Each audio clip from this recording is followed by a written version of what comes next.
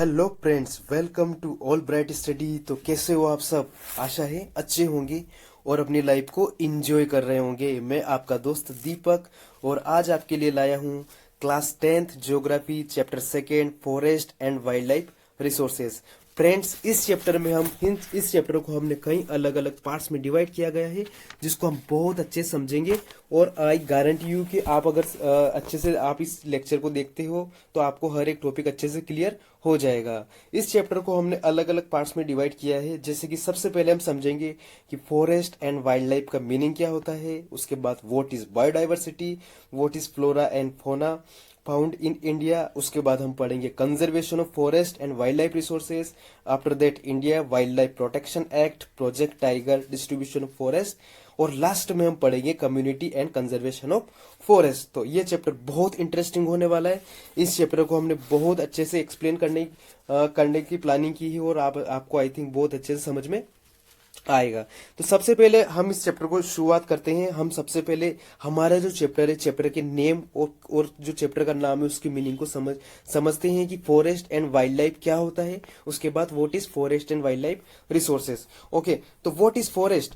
Okay, हम हमारी life में देखते हैं, आपने भी कहीं ना कहीं देखा होगा, फॉरेस्ट देखा होगा या फिर आपने जंगल को देखा होगा। आपने भी सुना होगा कि जंगल क्या होता है। तो नॉर्मली फॉरेस्ट का मतलब वो होता है जहां बहुत सारे प्लांट्स होते हैं, बहुत सारे ट्रीज होते हैं। ओके, तो हम कह सकते हैं कि वहाँ आपके ट्रीज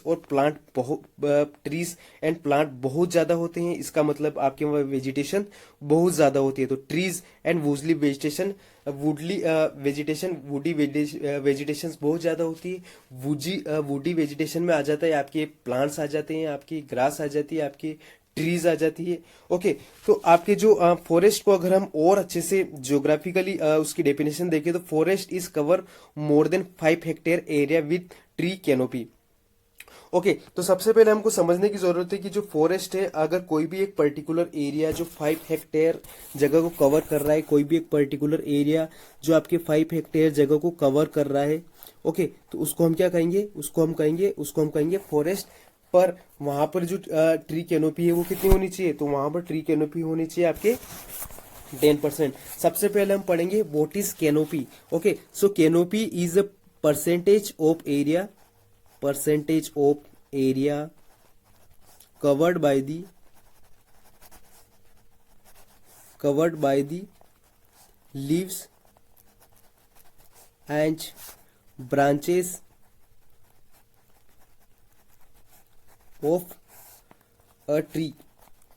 ओके, तो कैनोपी का सिंपल सा मीनिंग होता है कि आपके उस पर्टिकुलर जगह में ऐसा कितना एरिया है जो कि वो जो एक ट्रीज है, ट्री की पत्तियां और उसकी शाखाएं मतलब ब्रांचेस से कवर है, जिससे कि आपकी सनलाइट नीचे नहीं पहुंच पाती। ओके, तो अगर इसको हम एक डायग्राम में देखें तो कैनोपी का सिंपल सा मतलब होता है कि फॉर एग्जाम्पल ये आपकी एक फॉरेस्ट एरिया है और इस फॉरेस्ट एरिया में बहुत सारे आपकी ट्रीज है और उन ट्रीज की लीव्स आपस में इतनी मिली हुई है कि अगर आपकी जो सनलाइट है वो सनलाइट नीचे नहीं पहुंच पा रही है, तो वो सनलाइट ग्राउंड लेवल पे नहीं पहुंच पाती है या फिर हम ऊपर से ग्राउंड लेवल को नहीं देख पाते हैं, वहां पर डेंसिटी उन ट्री की इतनी ज्यादा है। ओके, तो उसको हम क्या कहेंगे, कैनोपी। तो कैनोपी का सिंपल सा मतलब होता है कि वो एरिया या फिर जो आपके लीव्स का बहुत पास में होना जिससे कि हम ग्राउंड को नहीं देख पाए। उसके बाद हम बात करते हैं कि अगर फॉरेस्ट को और अच्छे से देखें तो forest is a large area covered with the tree. Okay, तो फॉरेस्ट मीन्स क्या, तो फॉरेस्ट का मतलब सिंपल सा होता है कि वहाँ ट्री होंगे, वहाँ प्लांट्स होंगे, वहाँ एनिमल्स होंगे and other living organism. Okay, तो अदर लिविंग ऑर्गेनिज्म में जितने भी आपके छोटे छोटे बैक्टीरिया आ गया है, आपके फंगीस आ गई है और अब आपके बहुत ऐसे ऑर्गेनिज्म जिनको हम नॉर्मली देख नहीं पाते हैं। उसके बाद नेचुरल वेजिटेशन होगी। ओके, तो फॉरेस्ट की देखो, अगर आप इस पिक्चर को अच्छे से देखो तो ये पिक्चर, इसको हम फॉरेस्ट कह सकते हैं क्योंकि यहाँ प्लांट बहुत ज्यादा है, यहाँ ट्रीज बहुत ज्यादा है, यहाँ पर बहुत सारे इंसेक्ट हैं, आपके एनिमल्स है, उसके बाद वाटर बॉडीज है, बर्ड्स हैं। ओके, तो forest is a home to trees, okay, plants, animals, birds, insect, fungi and micro organism. तो ये जितने भी है, ओके, तो जितने भी है ये सब क्या है, फॉरेस्ट। फॉरेस्ट का सिंपल सा, जंगल का सिंपल सा मतलब होता है कि वो जगह जहाँ बहुत ज्यादा प्लांट है और उन प्लांट्स में बहुत सारे एनिमल्स, बर्ड्स, इंसेक्ट सब एक साथ में रहते हो, तो उसको हम बोलेंगे फॉरेस्ट। इसका मतलब वो खुद वहां पर एक इकोसिस्टम को बनाते हैं। ओके, तो सबसे पहले बात करते हैं जो फॉरेस्ट है, फॉरेस्ट के इंपॉर्टेंस क्या है। तो फॉरेस्ट आप सभी को पता है कि फॉरेस्ट हमको CO2 प्रोवाइड कर, सॉरी, फॉरेस्ट हमको C2 प्रोवाइड करता है, नहीं O2 प्रोवाइड करता है, C2 नहीं O2 है, ऑक्सीजन प्रोवाइड करता है। उसके बाद हमको फूड और शेल्टर प्रोवाइड करता है, maintains climate and rainfall provide करता है, prevent soil erosion, soil erosion को बचाता है, हमको फूड, फ्रूट्स, मेडिसिन और हमारी बायोडाइवर्सिटी उसको क्या करता है, उसको मेंटेन करता है। तो ये सब फॉरेस्ट, तो आई थिंक आपको फॉरेस्ट समझ में आएगा। उसके बाद बात करते हैं wild life. What is wild life? तो वाइल्ड लाइफ का सिंपल सा मीनिंग है कि the life which lived in the wild. तो वाइल्ड लाइफ का सिंपल सा मीनिंग क्या है? वाइल्ड लाइफ का सिंपल सा मीनिंग है कि wild lived sorry life lived in wild, life lived in the wild। अगर मीन्स जंगल में, जंगलों में जीव,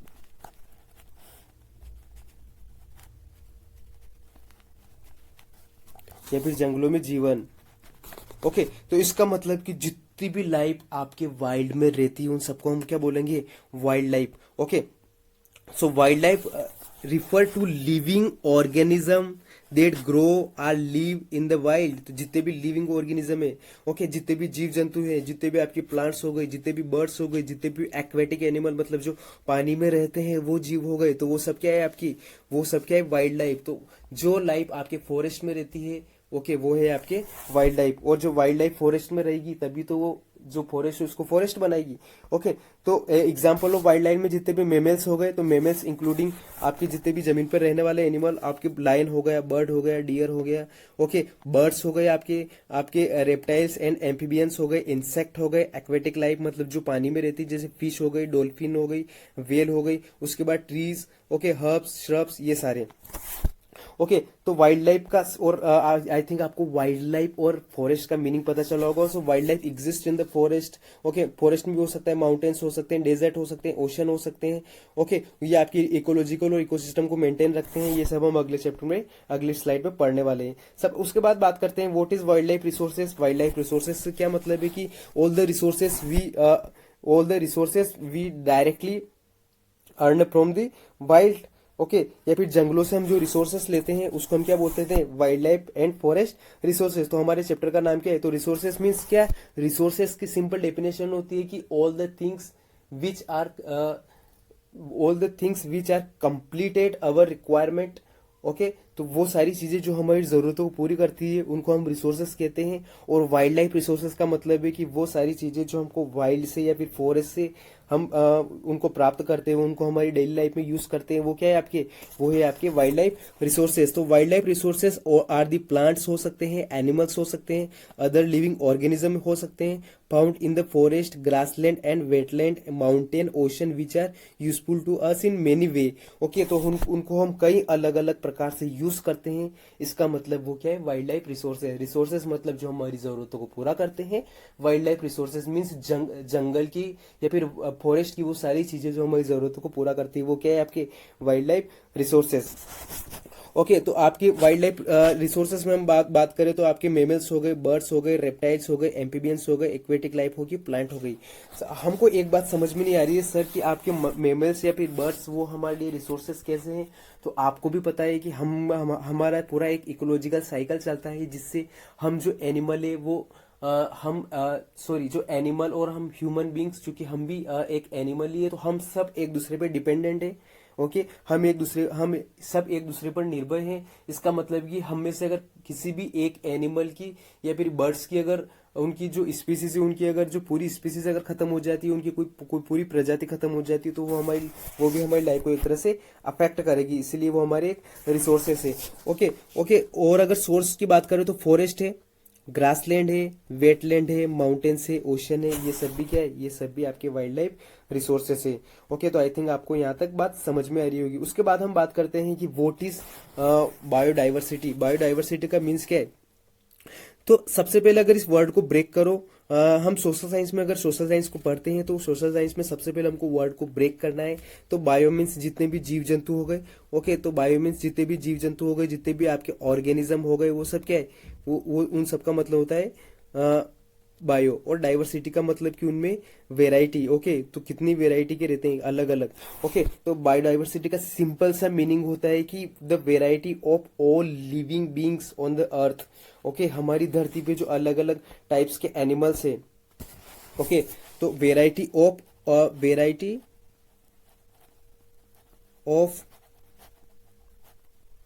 ऑल द लिविंग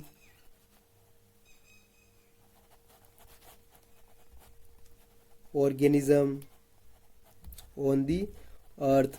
तो जो आपके अर्थ के ऊपर जितने भी आपके लिविंग ऑर्गेनिज्म है अर्थ पर, वो सब क्या है, वो सब आपके बायोडाइवर्सिटी, जो आपके सब बायोस्फीयर पे रहते हैं। ओके, तो हमने पिछली क्लास में पढ़ा था बायोस्फीयर, हाइड्रोस्फीयर, और उसके बाद में बात पढ़ा था एटमॉस्फेयर। ओके, तो जो आपके लिथोस्फीयर, हाइड्रोस्फीयर, और सबसे पहले अगर यहाँ एक वर्ड आया है बायोस्फीयर, तो बायोस्फीयर का हिंदी मीनिंग क्या है। बायोस्फीयर का हिंदी मीनिंग होता है कि जहां आपके जल, थल और वायु।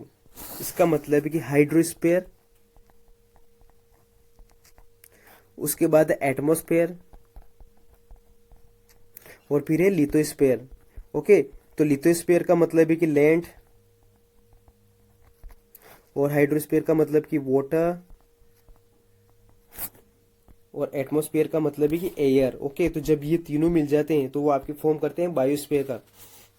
ओके, तो हम कह सकते हैं कि जो बीच वाला पार्ट है वो क्या है, बायोस्फीयर है। और इस बीच वाले पार्ट में जितने भी लिविंग ऑर्गेनिज्म रहते हैं, इस बीच वाले पार्ट में जितने भी लिविंग ऑर्गेनिज्म रहते हैं, ओके, तो वो क्या है हमारी, वो है हमारे बायोडाइवर्सिटी।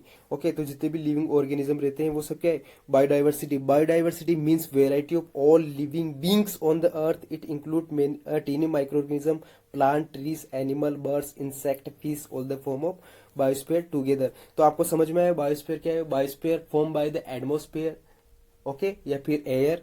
उसके बाद lithosphere, land, and hydrosphere means water. तो इन सबसे आपके बनता है बायोस्फीयर। ओके, और उस बायोस्फीयर में जितने भी आपके वेराइटी के एनिमल्स रहते हैं, जितने भी आपके प्लांट्स रहते हैं, वो सब क्या है, उनको हम कहते हैं बायोडाइवर्सिटी। आई थिंक आपको समझ में आया होगा।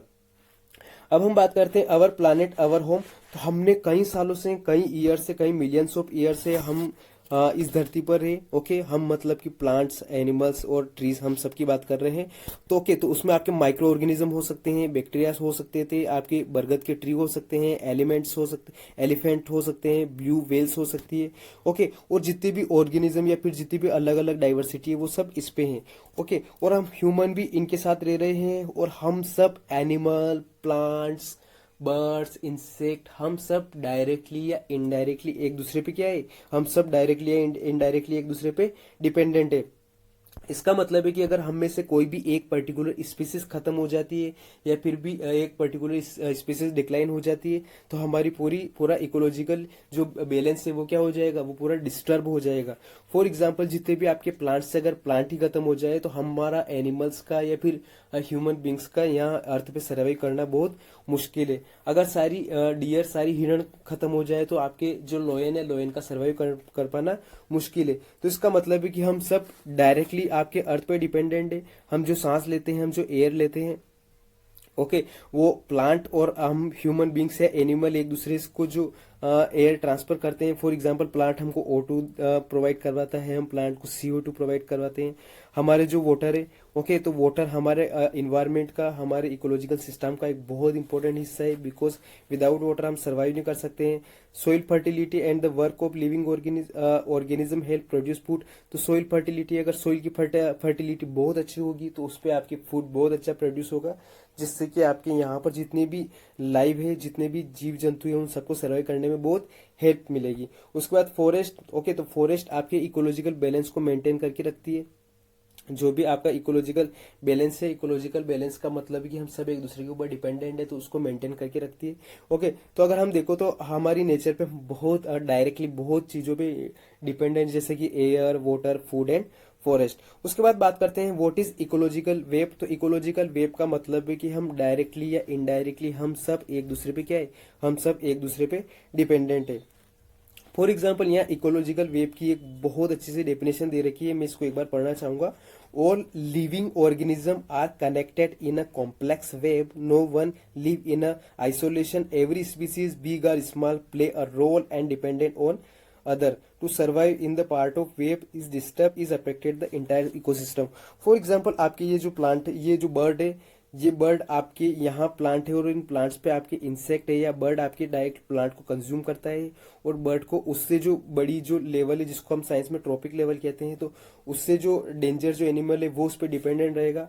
फॉर जस्ट एज्यूम की ये आपकी ये बर्ड है, इस बर्ड की पूरी जो स्पीसीज है, इस बर्ड की पूरी प्रजाति अगर मान लो खत्म हो जाती है, इसका मतलब है कि ये ईगल है, ये डायरेक्ट घास को कंज्यूम नहीं कर सकता। इसका मतलब कि अगर बर्ड की स्पीसीज खत्म हो गई तो आपकी ईगल की स्पीसीज भी खत्म हो जाएगी, और अगर ईगल की स्पीसीज और बर्ड की स्पीसीज खत्म हो गई, इसका मतलब कि आपके प्लांट बहुत ज्यादा हो जाएंगे। ओके, तो प्लांट बहुत अति हो जाएंगे। दूसरा, अगर एक और एग्जांपल देखें तो आप घास पे डिपेंडेंट रहते हैं इंसेक्ट, इंसेक्ट पे डिपेंडेंट रहते हैं स्नैक्स, और स्नैक्स को नॉर्मली खा लेते हैं आपके ईगल। ओके, तो इसका मतलब कि इनमें से अगर एक भी स्पीसीज आपकी कम हुई तो वो क्या है, वो आपके पूरे इकोलॉजिकल बैलेंस को क्या कर देंगे, डिस्टर्ब कर देंगे। इसका मतलब क्या है, इसका मतलब कि नेचर में हम सब एनिमल, प्लांट्स, ह्यूमन बींग सब एक दूसरे पर डिपेंडेंट है। ओके, तो ये आप आई थिंक आपको बात समझ में आई होगी। तो इसका human a part not a whole, human are just a part of ecosystem. Okay, तो हम ह्यूमन बींग्स हम भी इकोसिस्टम का पार्ट है, और ये हमारी ड्यूटी है कि हम भी इकोसिस्टम को बैलेंस करके रखें। ओके, ये बायोडाइवर्सिटी है हमारे लिए मैटर क्यों करती है, क्योंकि ये हमको हमारे इकोसिस्टम को स्टेबल रखती है, हमको ऑक्सीजन प्रोवाइड करवाती है, मेडिसिन प्रोवाइड करवाती है, फूड प्रोवाइड करवाती है, resilience nature to recover from the change in disaster. Okay, तो हमारे यहाँ कोई भी डिजास्टर होता है वो उसको वापस से रिकवर करने में हमारी हेल्प करती है, और हमको फ्यूचर के लिए भी बचाए रखने में हमारी मदद करती है। तो आई थिंक आपको ये टॉपिक बहुत अच्छे समझ में आ रहे होंगे, आप इस इमेज की हेल्प से और अच्छे से इस टॉपिक्स को समझ सकते हो।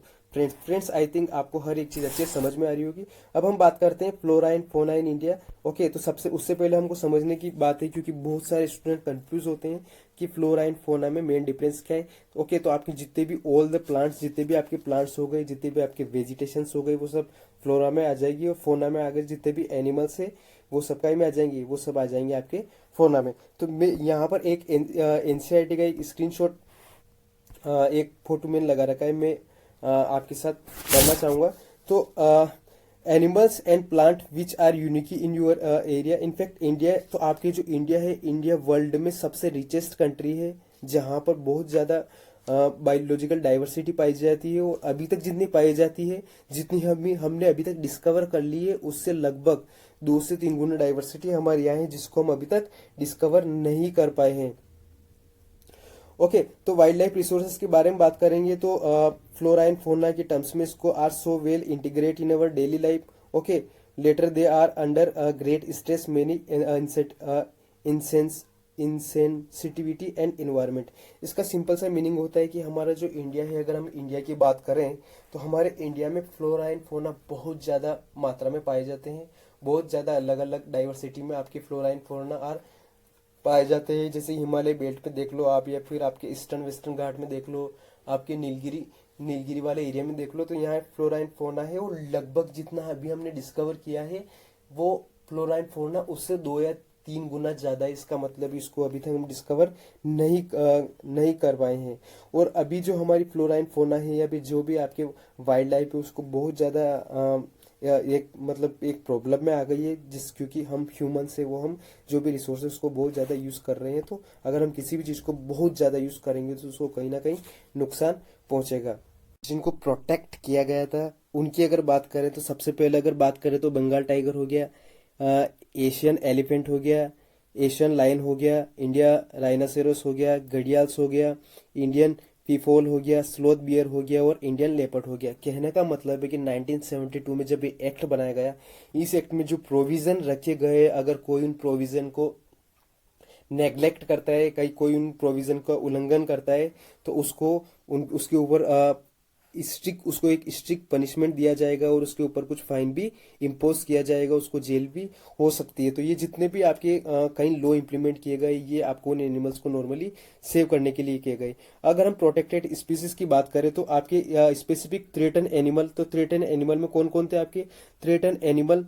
ओके, थ्रेटन एनिमल में आपके इंक्लूड था टाइगर, वन हॉर्न राइनासोरस मतलब एक सिंग वाला गेंडा, कश्मीर स्लेक जिसको हंगूल भी कहते हैं, और 3 टाइप्स ऑफ क्रोकोडाइल। ओके, तो 3 टाइप्स ऑफ क्रोकोडाइल में आपके जैसे कि सोल्ट वाटर क्रोकोडाइल हो गया, फ्रेश वाटर क्रोकोडाइल हो गया, घड़ियाल हो गया, ये तीनों। उसके बाद एसेटिक लोइन भी हो गया। एडिशनल प्रोटेक्टेड एरिया की अगर बात करें, एडिशनल प्रोटेक्टेड एरिया तो उसमें एडिशनल प्रोटेक्टेड एनिमल उसमें अगर बात करें तो आपके elephant, black buck, great Indian bustard, snow leopard have been given legal protection against hunting and trading trade throughout the India. तो आपके प्रोटेक्टेड स्पीसीज में बात करें तो वो भी आपके एनिमल्स है, और उसके बाद एडिशनल की जिनको जो उनको प्रोटेक्ट तो करने ही है। ओके, आपके प्रोटेक्टेड और एडिशनल प्रोटेक्टेड में क्या डिफरेंस है नॉर्मली? तो अगर प्रोटेक्टेड की बात करें तो उनको प्रोटेक्ट करना है, बट एडिशनल प्रोटेक्टेड का मतलब भी उनको प्रोटेक्ट करना है, प्लस उनको और ऐसी उन स्पीसीज को और ऐसी फैसिलिटी प्रोवाइड करवानी है ताकि वो कोई भी उनको बिल्कुल भी मतलब उनकी हंटिंग नहीं कर सके। आई थिंक आपको यहाँ तक समझ में आया होगा। ये जो आपके कंजर्वेशन इफोर्ट थे, इसको कहीं बाद में जब 1980 और 1986 में पहले कुछ आपके एनिमल्स तक ही इसको रखा गया था, पर बाद में इसको इंसेक्ट या फिर जितने भी आपके प्लांट्स हैं, प्लांट्स और इंसेक्ट भी इसमें इंक्लूड किए गए, क्योंकि उनको भी देखा गया है कि हमको प्लांट्स और इंसेक्ट को भी बचाना जरूरी है। ओके, तो इसमें सर्वल 100 बटरफ्लाई, जैसे कि बटरफ्लाई में मोथ्स हो गई, आपके बीटल्स हो गई एंड ड्रैगन फ्लाई हो गई। तो ये आपकी जितने भी बटरफ्लाई है इनको भी प्रोटेक्ट करने की बात की गई। 1919 for the first time plant were also added to in this list. Okay, तो 1919 में आपके जो प्लांट है, प्लांट को भी इस लिस्ट में ऐड किया गया कि हमको प्लांट को भी क्या करना है, प्लांट को भी हमको सेव करना है। तो आपके 1973 में इसकी स्टार्टिंग की गई, बाद में 1918, 1986, 1980, 1986 और 1991 में भी इसको कंटिन्यू रखा गया कि हमको प्लांट और एनिमल को क्या करना है, हमको बायोडाइवर्सिटी को बचाना है। ओके, तो इसमें बटरफ्लाई, मोथ, बेटल्स, प्लांट और 1991 में प्लांट्स की 6 स्पीसीज को भी इसमें ऐड किया गया कि हमको इनको सेव करके रखना है। आई थिंक आपको समझ में आ रही होगी। अब हम बात करते हैं प्रोजेक्ट टाइगर। इसका मतलब है कि स्पेशली हमको टाइगर को बचाने के लिए कुछ नया इनिशिएटिव लेने की जरूरत है। ओके, तो tiger is one of the key wild life species in the faunal web. In 1973, the authority realized that the tiger population has dwindled 1827 from the estimate of 55,000 at the form of the century. तो आपकी इसका मतलब है कि पहले जो ये आपकी वाइल्ड लाइफ था, पहले जो आपकी थी, कब थी ये आपके 1 सेंचुरी पहले, मतलब 1827 में जिसकी पॉपुलेशन आपकी 55,000 थी, वो 1 सेंचुरी बाद आपके 18,027 ही रह गई। तो ये बहुत सोचने वाली बात थी कि आपके जो टाइगर उनकी पॉपुलेशन इतनी कम हो गई। इसका मतलब कि अब हमको टाइगर को बचाने की जरूरत है, अब हमको टाइगर पॉपुलेशन को बचाने की जरूरत है, क्योंकि पहले वहां बहुत ज्यादा पोचिंग होती थी, उनका ट्रेड किया जाता था। ओके, और जो आपकी ह्यूमन पॉपुलेशन जो कंटिन्यू इंक्रीज हो रही है, उससे आपकी ह्यूमंस की नीड बढ़ रही थी, वो जंगल को काट रहे थे, जिससे आपकी जो टाइगर है उनका जो घर है वो बर्बाद हो रहा है। जो टाइगर जो हैबिटेट है वो क्या हो रहा था, वो डिस्ट्रॉय हो रहा था। ओके, तो the trade off tiger skin and use their bones in the traditional and medicinal purpose. तो इसका मतलब कि जो टाइगर है, टाइगर की जो स्किन, जो चमड़ी हो गई, और उनकी जो बोन्स है उनको मेडिसिनल पर्पस के लिए भी यूज किया जाता था। ओके, तो tiger population on the verge of extension. तो 1973 में आपकी जो टाइगर पॉपुलेशन है वो बहुत कम हो गई थी। Since India and Nepal provided habitat to about 2/3 of the world, 2/3 to surviving tiger population in the world. तो लगभग 2/3 जो पॉपुलेशन है आपकी वो इंडिया और नेपाल में ही थी, और वो भी अगर डिक्लाइन हो रही, तो इसके लिए इसका मतलब ही हमको टाइगर को बचाने के लिए और ज्यादा लॉ की या फिर कानून की जरूरत है। Project tiger, one of the well published wild life campaign in the world, was launch in 1973। तो और 1973 में ये प्रोजेक्ट टाइगर आपकी क्या किया गया, लॉन्च किया गया। ओके, तो आपकी प्रोजेक्ट टाइगर को के अंदर कौन कौन से आपके जो अलग अलग नेशनल पार्क है, जैसे आपकी कॉर्बेट नेशनल पार्क हो गया, ओके, इन उत्तराखंड। उसके बाद Sundarban national park West Bengal में हो गया। ओके, बांधवगढ़ नेशनल पार्क आपके मध्य प्रदेश में हो गया। Sariska wild life sanctuary, Manas national park Assam. Okay, Periyar tiger reserve in Kerala. Okay, तो इन टाइगर, इनको आपको इनको आप याद रख सकते हो। जैसे कॉर्बेट हो गया आपके उत्तराखंड में हो गया, सुंदरबन नेशनल आपके वेस्ट बंगाल में हो गया, बांधवगढ़ मध्य प्रदेश में, सरिस्का आपके राजस्थान में, और मानस आपके असम में, और पेरियार हो गया आपके केरला में। तो इन सबको याद रखने की जरूरत है। उसके बाद टाइगर प्रोजेक्ट का एक यहाँ बहुत अच्छा सा वही आपकी एक पैराग्राफ दे रखा है। आप इसको और अच्छे से पढ़ के समझ सकते हो। तो ये कब इम्प्लीमेंट हुआ था, 1 अप्रैल 1973 को इम्प्लीमेंट हुआ था। इसका पर्पस क्या था, कंजर्वेशन ऑफ टाइगर, टाइगर और उनके घर को बचा के रखना है। किसने इसको इम्प्लीमेंट किया था, national tiger conservation authority.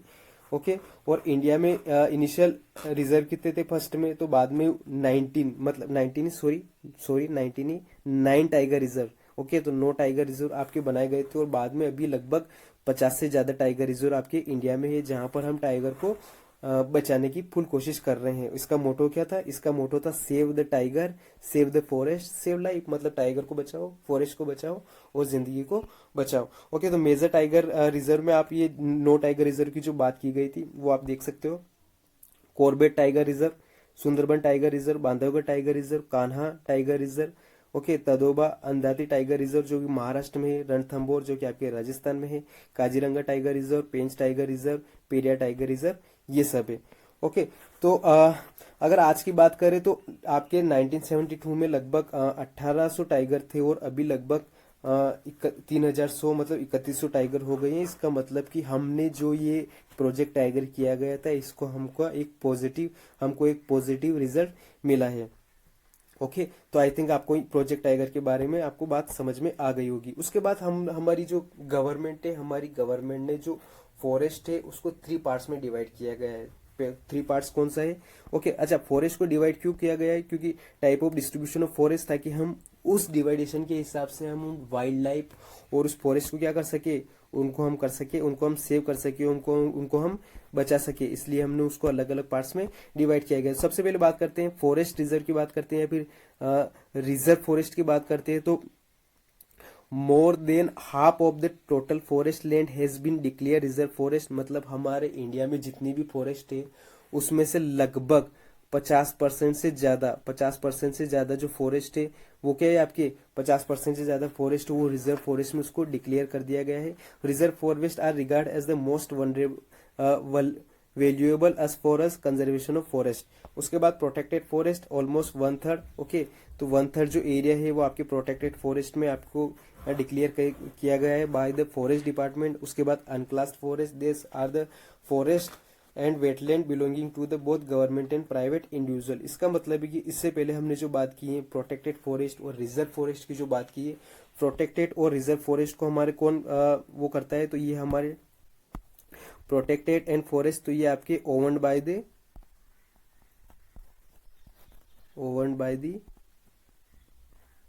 Government. But आपकी अनक्लास्ड फॉरेस्ट है वो गवर्नमेंट की भी है, वो आपके प्राइवेट की भी है, प्लस आपकी कम्युनिटी की भी है। मतलब इसमें आपके अनक्लास्ड फॉरेस्ट में 3 पार्टी है, जबकि आपके जो प्रोटेक्टेड फॉरेस्ट और रिजर्व फॉरेस्ट में उसमें आपके 2 पार्टी ही है। Okay, reserve and protected forest are also refer to the permanent forest. तो आपकी रिजर्व और जो आपके प्रोटेक्टेड फॉरेस्ट उसको परमानेंट फॉरेस्ट कहते हैं। वो आपकी क्योंकि उसको परमानेंट फॉरेस्ट क्यों कहते हैं, क्योंकि वो फॉरेस्ट आपके डायरेक्ट अंडर में है गवर्नमेंट के, और गवर्नमेंट ने उसमें कुछ स्ट्रिक्ट लॉ इम्प्लीमेंट कर रखे हैं, तभी उसमें कोई आ जा सकता है।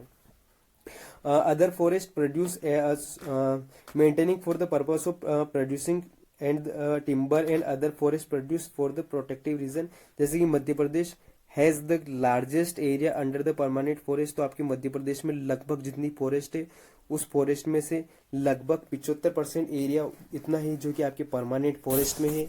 ओके, उसके बाद Jammu Kashmir, Andhra Pradesh, Uttarakhand, Kerala, Tamil Nadu, West Bengal and Maharashtra have large percentage of reserve forest.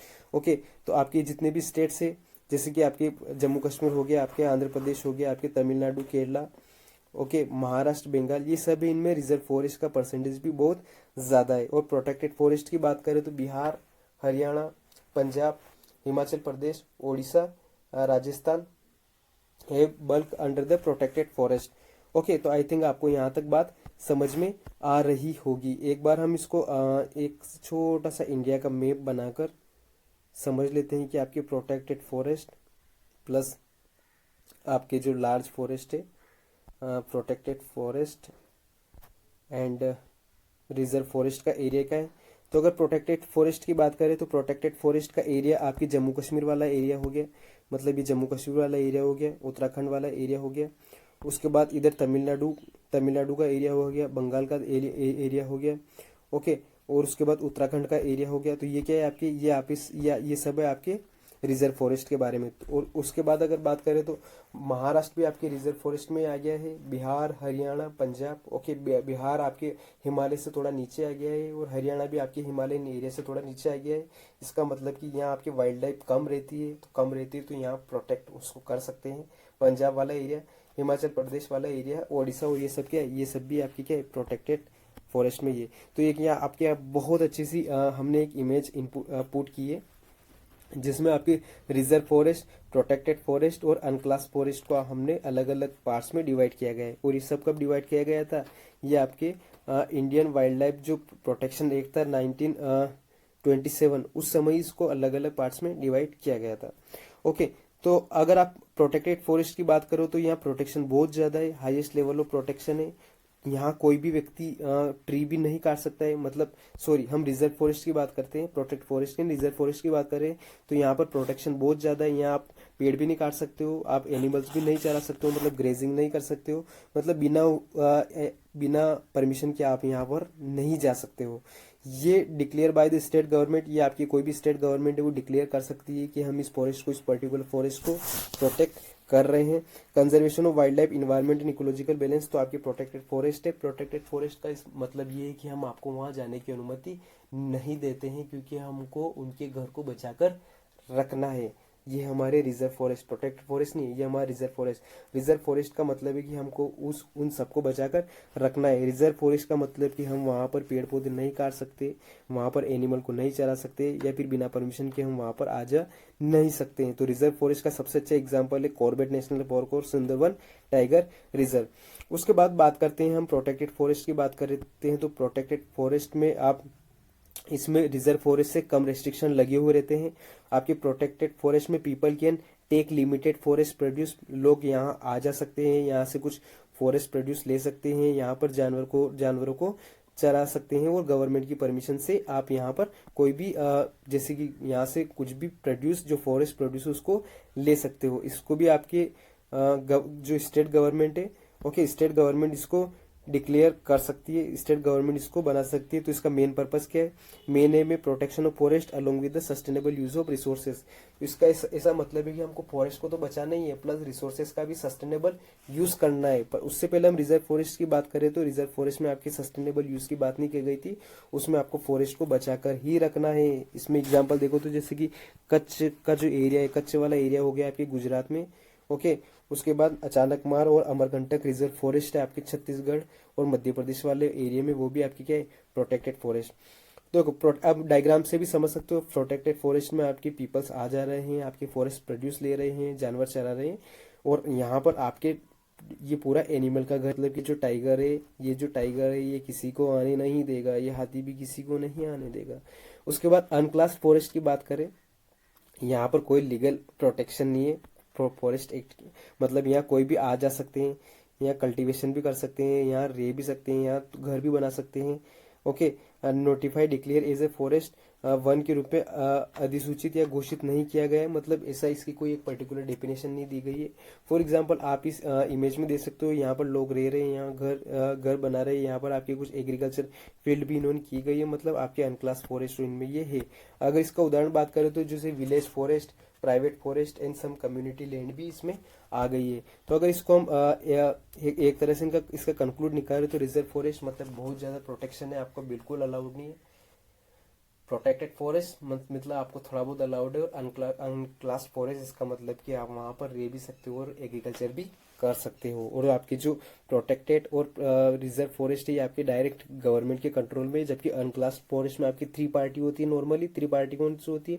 Private भी हो सकती है, गवर्नमेंट भी हो सकती है, प्लस वहाँ की जो कम्युनिटी है वो भी हो सकती है। आपको आई थिंक यहाँ तक की बात पूरी अच्छे से समझ में आ रही होगी। Conservation of forest and wild life in India, कि हमारे इंडिया लेवल पर हमने जो वाइल्ड लाइफ और फॉरेस्ट को कंजर्व करने के लिए क्या क्या किया गया है। तो सबसे पहले ये जानना जरूरी है कि जो हमारी वाइल्ड लाइफ है उसको कंजर्वेशन, उसका बचाव करने की जरूरत क्यों है, क्यों हम उनको बचाएं, उनको बचाने से हमको क्या फायदा मिलेगा, उनको बचाने से हमको क्या एडवांटेज मिलेंगे। ओके, तो कंजर्वेशन और preserve ecological diversity. Ecological diversity means आपके जितने भी अलग अलग एनिमल्स है, अलग अलग प्लांट्स है, बर्ड्स है, इंसेक्ट्स है, तो उन सबको बचाएंगे तो वो हमारी इकोलॉजिकल बैलेंस को मेंटेन रखेंगे, इसलिए हम उनको बचाना है। Preserve our life support. Okay, तो हमारा लाइफ सपोर्ट क्या है? हमारा लाइफ सपोर्ट है वाटर, सोइल एंड एयर। इसका मतलब कि बिना वाटर के हम रह नहीं सकते हैं। तो अगर हम वाइल्ड को या फिर जंगलों को नहीं बचाएंगे तो हम वाटर को सेव नहीं कर पाएंगे, हम वाटर के या फिर जो आपकी हाइड्रोलॉजिकल साइकिल रहता है उसको मेंटेन नहीं कर पाएंगे।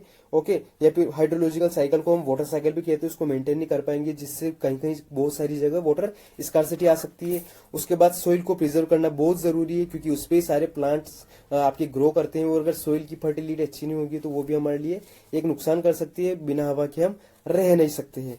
Preserve genetic biodiversity of the plant and animal for better growth and breeding. तो हमको जेनेटिक बायोडाइवर्सिटी मींस जो अलग अलग प्लांट्स हैं उनकी जेनेटिक बायोडाइवर्सिटी को बचा के रखना है।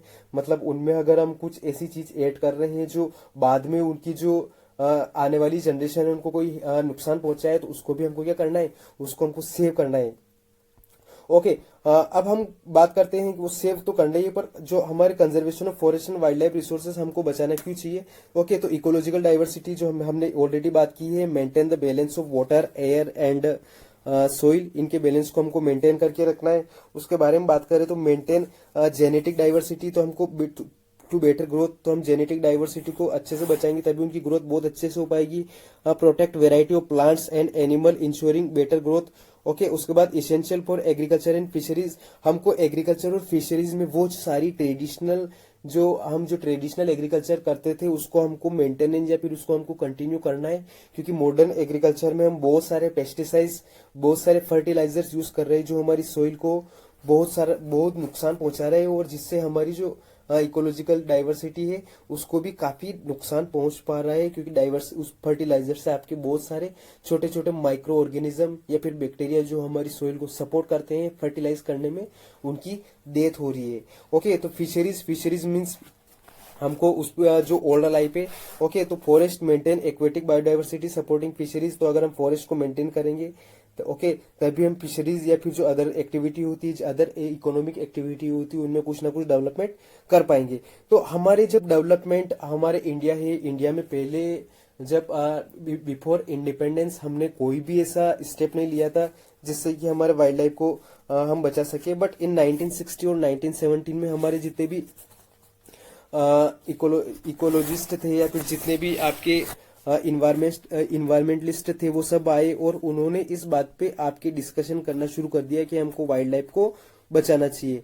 ओके, तो वाइल्ड लाइफ को बचाना चाहिए, तो उसके लिए आपके सबने एक बड़े डिमांड पे आपके national wild life protection program की आपकी मांग होने लगी कि हमको जो नेशनल वाइल्ड लाइफ है उसको कैसे बचा के रखना है, क्योंकि हम इंडिपेंडेंट तो 1947 में हो गए थे, पर हमने अभी तक वाइल्ड लाइफ पे इतने ध्यान नहीं दिया था, ताकि हमको वाइल्ड लाइफ को बचाना है। और उसके बाद क्योंकि बिफोर इंडिपेंडेंस आपके जो ब्रिटिशर्स थे, ब्रिटिशर्स ने आपके वाइल्ड लाइफ को काफी एक्सप्लॉइट किया था, उन्होंने काफी जंगलों को काटा था। ओके, और अगर और ज्यादा बात करें तो उन्होंने जो आपके जितने भी एनिमल्स थे, जैसे टाइगर हो गए, लॉयन हो गए, इनकी बहुत हंटिंग की थी, इनका शिकार किया था, क्योंकि वो इनके लिए एक तरह गेम के लिए होता था। तो गवर्नमेंट ने 1970, 1960, 1970 तक आपकी गवर्नमेंट ने प्लानिंग बना दी गई थी कि हमको वाइल्ड लाइफ को प्रोटेक्ट करना है। आई थिंक आपको समझ में आ रहा होगा। तब जाकर आपके 1972 में वाइल्ड लाइफ प्रोटेक्शन एक्ट आता है, जिसमें आपके कई अलग अलग टाइप्स के आपके नेशनल पार्क क्रिएट किए जाते हैं। ओके, तो इसके लिए हमने बहुत अच्छे से इमेज डाल रखी है। The wild life protection act of 1972 of the parliament enacted the protection of wild animal, birds, plant and matter connected to therefor. इसका मतलब है कि ये जो आपके वाइल्ड लाइफ प्रोटेक्शन एक्ट 1972 1972 का जो एक्ट था, उस एक्ट का आपके मेन ऑब्जेक्टिव यही था कि हमको जो प्लांट्स हैं, जो एनिमल्स हैं, या फिर जितने भी आपके पक्षी हैं, जितने भी आपके इंसेक्ट हैं, कीड़े मकोड़े हैं, या फिर जितने भी आपके जीव जंतु जो कि जंगलों में पाए जाते हैं, उन सबको क्या करना है, उन सबको बचाना है। ओके, तो ये आपकी गवर्नमेंट लाई थी, और इसमें आपको स्टेट प्लस सेंट्रल गवर्नमेंट दोनों को इसमें आपके पूरा हेल्प करना है। तो मेन ऑब्जेक्टिव क्या था, to protect wild animals, birds, plants from hunting and exploitation of and trade. इसका हंटिंग का मतलब होता है शिकार करना, क्योंकि लोग जो आपके जितने भी वाइल्ड एनिमल है उनका शिकार करते हैं, और फिर उनको उनकी ट्रेडिंग की जाती है। जैसे मान लो अगर आप एलिफेंट की टीथ की बात करो तो इनकी ट्रेडिंग की जाती है। आपके लॉयन, टाइगर, इनकी जो चमड़ी होती है उनकी भी ट्रेडिंग की जाती है। तो ट्रेडिंग को भी कम करना है, प्लस जो हंटिंग हो रही है उसको भी रोकना। To conserve natural habitat of wild life and maintain ecological balance. जो आपके इंडस्ट्रियलिस्ट है या फिर जो आपके इंडस्ट्रियलाइजेशन हो रहा है, उससे जो आपके एनिमल्स है उनको जो नुकसान पहुंच रहा है, उनके घर को जो बर्बादी मिल रही है, उसको भी क्या करना है, बचाना है। To control and prohibited illegal hunting and trading in wild life. Okay, तो जितने भी आपके वाइल्ड लाइफ आर्टिकल्स, मतलब जितने भी जंगलों से चीजें मिलती है, उनके लिए जो हंटिंग हो रही है उसको बचा के रखना है। हमको प्रोटेक्टेड एरिया जैसे नेशनल पार्क बनाने, wild life sanctuary and conservation and community reserve बनाने, ताकि हम एनिमल को और ज्यादा बचा के क्या कर सके, बचा के उनको रख सके। हमको लोगों में अवेयरनेस फैलानी है कि हमको एनिमल्स को बचा के रखना है, लोगों को समझाना है कि हमको एनिमल्स को क्यों बचा के रखना है। तो इसके मेन पॉइंट्स को वापस से बात करें तो उस एनिमल्स को हंटिंग और जो गैदरिंग होती है उसको स्टॉप करना है, नेचुरल हैबिटेट को बचा के रखना है, जो इलीगल ट्रेडिंग हो रही है उसको रोकना है, हमको नेशनल पार्क बनाने हैं, वाइल्ड लाइफ सेंचुरी बनानी है, कम्युनिटी एंड कंजर्वेशन रिजर्व बनाने हैं, और लोगों में एक अवेयरनेस स्प्रेड करनी है कि हमको हमारे इन्वायरमेंट को बचाना है। आई थिंक आपको यहाँ तक समझ में आ गया होगा।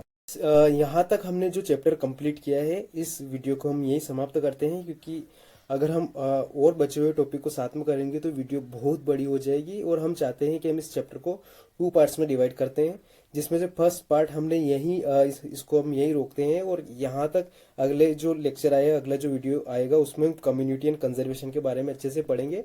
आई थिंक आपको यहाँ तक अच्छे से समझ में आया होगा। प्लस अगर आपको कोई डाउट है इस चैप्टर में, या फिर आपको कोई चीज समझ में नहीं आई है, तो आप अपना कमेंट कर सकते हैं। अगर आपको ये टॉपिक अच्छे से समझ में आ गया है, ये वीडियो अच्छे से समझ में आ रहे हैं, तो आप इस चैनल को लाइक कर दो, इस चैनल को सब्सक्राइब कर दो। प्लस अपने जो फ्रेंड्स है, जो जिसको इस मटेरियल की जरूरत है, या जिसको सही से नहीं मिल पाता है मटेरियल पढ़ने के लिए, तो आप उनको भी शेयर कर सकते हो। हमारी वीडियो की सबसे अच्छी बात यही है कि हम यहाँ पर बहुत सारी इमेजेस रखते हैं, जिसको आपको याद रखने में काफी हेल्पफुल रहती है। तो इसी के लिए इस वीडियो को यहाँ समाप्त करते हैं। धन्यवाद।